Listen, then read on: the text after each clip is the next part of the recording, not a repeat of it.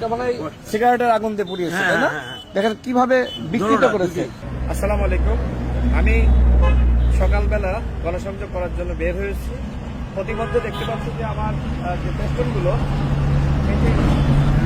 আমার চোখগুলো পুড়িয়ে দেওয়া হয়েছে। এইভাবে বিভিন্ন জায়গা থেকে ফেস্টুনগুলো নষ্ট করা হয়েছে, বিভিন্ন জায়গা থেকে, এমনকি ফেস্টুন তুলে নিয়ে গিয়েছে।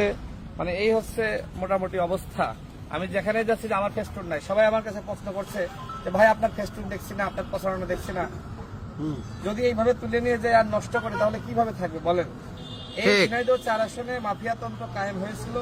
সেই মাফিয়ারা এখন ধানের প্রতীকের যে জনপ্রিয়তা এবং আমাদের ডে বাই ডে মানুষের কাছে যে অবস্থান বাড়ছে, সেটি দেখে তারা আমাদের এইভাবে ফেস্টুনগুলো, আমাদের বিলবোর্ডগুলো তারা নষ্ট করছে, ছিঁড়ে ফেলছে, এমনকি চিন্তাই পর্যন্ত করছে।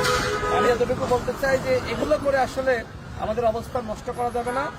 কালীগঞ্জের মানুষ, ঝিনাইদহ 4 আসনের মানুষ, তারা অত্যন্ত সচেতন।